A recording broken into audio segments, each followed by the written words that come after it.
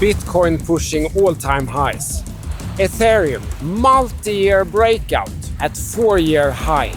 BTC dominance dropping like a stone, indicating full-out Altseason coming.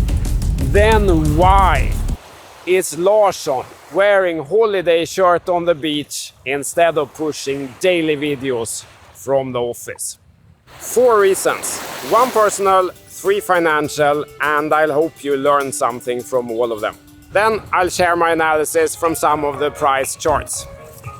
Altseason really started on the 10th of July, when this channel finally broke. That was the day Bitcoin cleared the highs from this May-June consolidation and went into price discovery. And for Bitcoin dominance to drop out of a key channel like this on a structural Bitcoin pump day, that was an enormous sign of strength in the altcoins market. And 10th of July, that was the day I was going on vacation with my family. I saw both events at the airport on my phone, like, oh, it's happening now. Then I had 2 choices. Either replan, head back to the office, fully lock in, full focus on charts, find the best opportunities. I would make more money that way for sure. Or carry on as planned. And that was a very easy decision for me. I'm already spending these weeks exactly like I dream of doing. With all my children, with my wife. We're already staying at the best spots of the world. Why would I give that up? For what? The learning here, and my advice to you, is this. Make sure trading doesn't consume your life. Use the money to buy freedom, to buy back your own time, and spend it the way that truly matters to you. For me, I operate the best in seasons, and I sure as hell am not canceling summer. And reason number 2 is that I don't have to. I've served you guys well. We have absolutely nailed the analysis, guys. Larsson Line, the horizontal levels, the price targets. We caught the bottom in Ethereum exactly. Stocks too. NVDIA. Commodities like gold. And I haven't completely zoned out, guys, if anyone is worried about that. Every Friday I'm doing my full Friday tier report. Of course for you, but also for myself to make sure the situation hasn't changed. And it hasn't. I'm already making money. I'm already positioned. I prepared ahead of time and everything is going great. I don't need more. I'm getting my alerts from Larsson Line Pro every single day on my phone. I'm not going to miss anything if the situation changes. That's how to both have the time and still profit from the market. The learning here and my advice to you is what I've said for years. Get your tools set up ahead of time. Study the process. Learn when the market is boring. Then when the market moves, you move. Luck is when preparation meets opportunity. And I'm very lucky. So now I'm sitting here in my t-shirt, making money, doing literally nothing. So lucky, right? Reason number 3. There is a long way down in Bitcoin dominance. And the biggest gains have historically been at the end, if you can maneuver the altcoin markets. That's when illiquid altcoins go 10x right and left and all around, and then crash monumentally on all the top buyers. Learning. Have a plan, a process ahead of time, and then follow it. If you don't like mine, then use somebody else's, but you do need one. Reason number 4 to why I didn't cancel summer is that this is a long-term journey for me. When I started, I wrote down my target as 1000x of my net worth in 10 years. On first try, while containing risk, because I have family, I have kids, I can't gamble and hope for the best. That means I need to be able to consistently repeat success. It's not a one-off anyway. There are new opportunities every single month, every year. Squeezing out the last drop of a brief moment in the market doesn't matter for the outcome. What matters is if my process works for me or not. Now let's look at some charts. First I'll show you this multi-year view of Bitcoin. If you have followed along, you remember that I pointed out that this is actually a completed inverse head and shoulders that retested in March and April, and the retest held perfectly here at about 75,000. And so far we're up a very nice 50% from there. Patterns also present targets. I don't use targets in my process. I have a reactive model, reacting to what actually happens, but it's good to present scenarios, what could possibly happen. And on the log chart, the target for this inverse head and shoulders is actually $300,000. Doesn't say when that could happen, but under classical charting on the log chart, that is the multi-year target.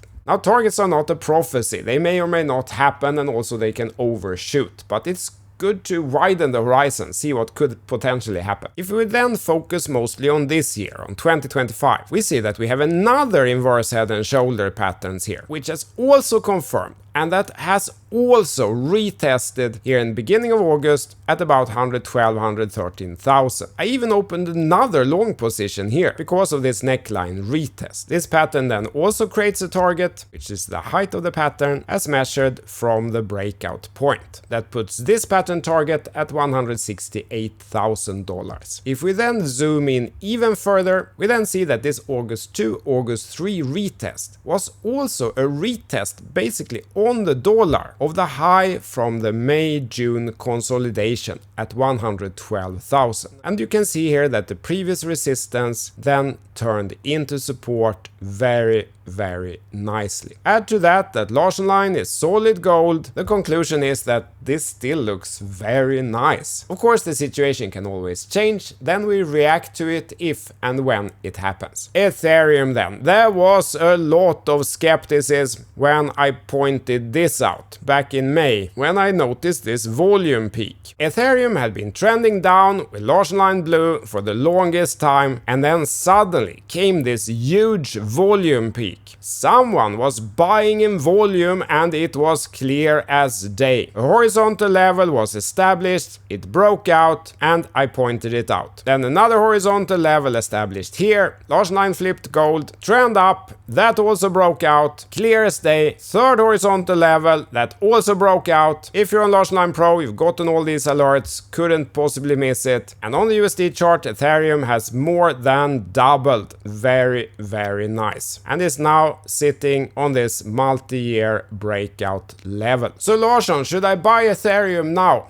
Well, maybe you should have paid attention when those kind of developments actually occurred a couple of months ago. Should buy it now? I don't know. I can't say. Of course, risk is higher here. I think the conclusion is more to learn from it and try to get better at the next opportunity, because I can guarantee you that this isn't going to be the last one. Sol BTC has been in downtrend for the whole of 2025. Slightly positive sign now is this level here on the Sol to BTC chart. You can see that it was support back in 2023, and then it has sort of acted as support again now during 2025. Even though it fell down twice below this, it has always quite quickly climbed back, and if we zoom in here, we see that it bounced there exactly here beginning of this month. So this is at 0.00141. On the Sol to USD chart, we don't really have the breakout yet. The key support and resistance levels are these, as I've drawn here, at 127 and 187. And price yesterday was bumping up against that resistance level, but again was rejected. You can see here that even though price did break out of this 187 towards the end of last year and beginning of this year, and then turned that level into support for some time, it then fell down again and has since still faced this level as resistance. These levels are very clear, very established, and that's what I'm watching here. Everyone always laughs at BNB, but well, BNB has actually just established a multi-year inverse head and shoulders spanning all the way back to 2021. It is completed, it has retested, and who knows. A lot of people are asking about ZEUS, but I don't really see anything of interest here right now. ZEUS is still down versus BTC over 2025. We have mostly these diagonals, and there is no clear bottom pattern that I can identify here. XRP is another one that many of you are asking about. Again, it feels late to try to come in now. The support on the XRP to BTC chart was down here. That was the end of last year, guys. And since 2019, the resistance has been on the XRP to BTC chart around this level. You can see it very clearly here on this chart. Every time prices come close, it has gotten punched down, and from here to there is quite short distance. I don't really see the risk reward opportunity right now. That opportunity was here or perhaps here. Another one that many of you asked about is ZEUS, and here I'd like to take the opportunity to point out that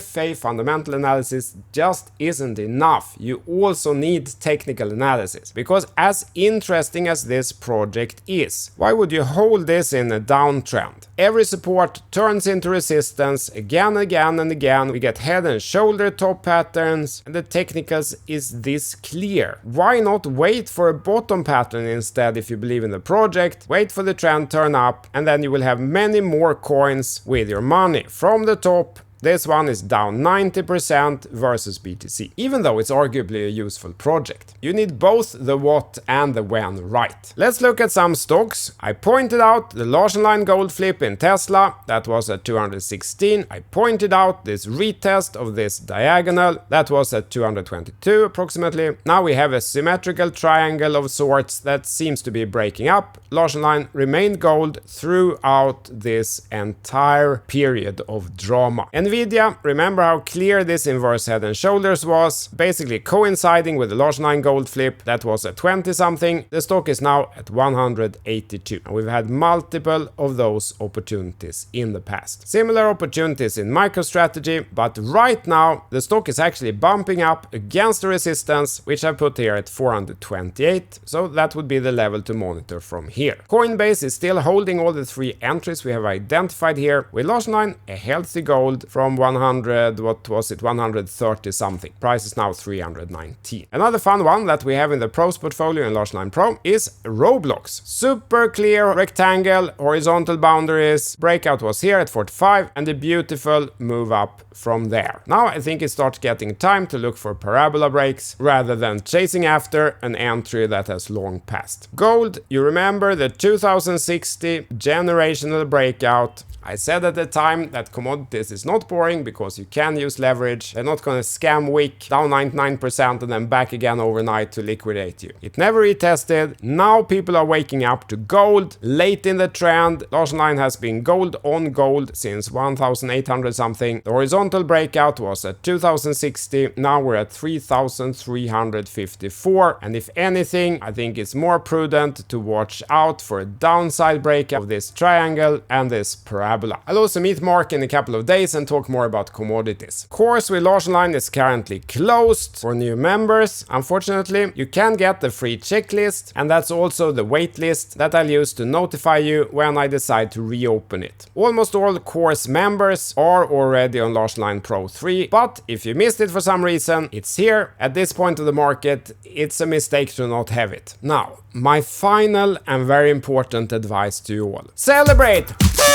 We made it, guys! Take your partner on a trip. Or take a trip and find a partner. If you have kids, get them the Lego or the camera they wanted. Buy the car you always wanted. Freaking enjoy a little, guys, because we made it. On the day we die, it will be the experiences we made along the way that matters. Thank you, tack. CTO Larsson.